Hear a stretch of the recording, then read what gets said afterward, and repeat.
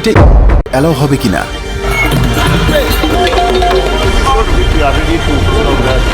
ছেলেটা কোথায়? أعوذ بالله كلمات الله التامات من شر ما خلق بسم الله আজ আমি এসেছি কালো জাদু ও জাদুবিদ্যার দেশে। তারা এই সবের মাধ্যমে শয়তানের কাছে সাহায্য চায়। বুড়ো ধর্মের পৃথিবীর সবচেয়ে বড় জমায়েত আফ্রিকা।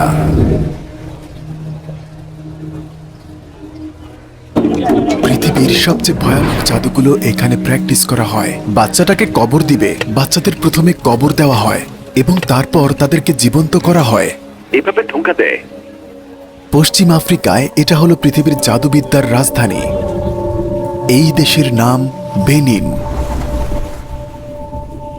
ولا يفلح الساحر حيث أتى তো বেনিনে কালো জাদু এবং কালো বিদ্যার সত্যতাটি আসলে কি?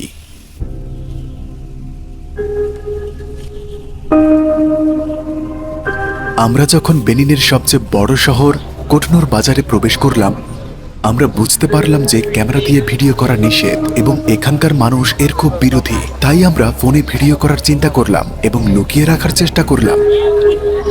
না না, এটা হবে না। কেন?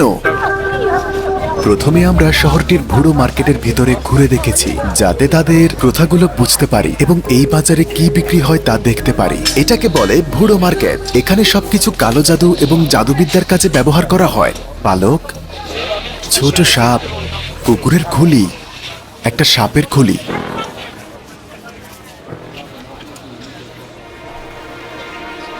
আপনি হেঁটে যেতে যেতে আপনার চারপাশে অনেক মৃত পশু দেখতে পাবেন। এটা কি? এটা ঘোড়ার মাথা।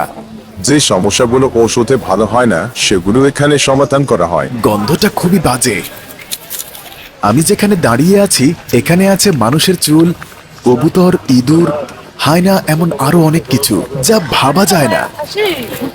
তারা বলছে হায়নার চামড়া কালো জাদুর জন্য অনেক অনেক শক্তিশালী। এটা কিভাবে ব্যবহার করা হয়? সবখানেই ব্যবহার করা হয়। তারা বলছে তারা জাদুকে ওষুধের মতো ব্যবহার করে থাকে। Not like that. Everything you will see. Okay.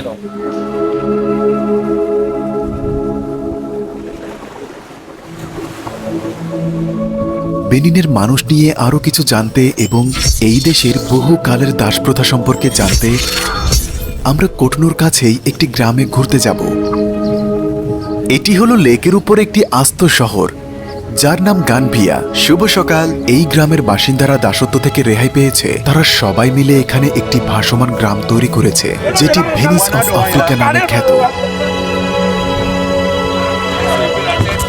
কেবল বোটে করেই কোনো বাড়িতে যাওয়া যায়।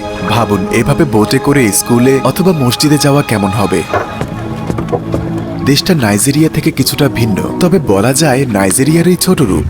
তারা সবকিছু পানিতে করে।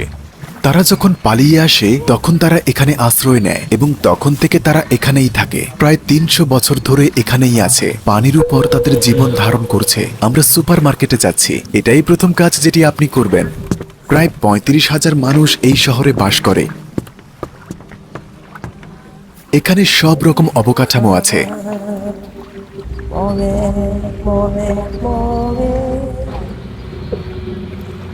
কেউ স্কুলের দিকে যাচ্ছে, আবার কেউ মার্কেটে যাচ্ছে, আর কেউ সকাল সকাল আত্মীয়র বাড়িতে বেড়াতে যাচ্ছে। তারা একটি সাধারণ সম্প্রদায়ের মতো জীবনযাপন করে থাকে। আপনি আপনার সন্তানকে কিছু কেনাকাটা করার জন্য দোকানেও পাঠাতে পারেন। সবাই নৌকা করে বিক্রি করে। নৌকাটাই তাদের দোকান। দেখুন, কেউ বিয়েতে যাচ্ছে, কেউ বা আবার কারো মৃত্যুতে শোক পালন করতে যাচ্ছে। তাদের গির্জাও আছে। এখানে তারা বহু প্রজন্ম ধরে আছে। দেখুন।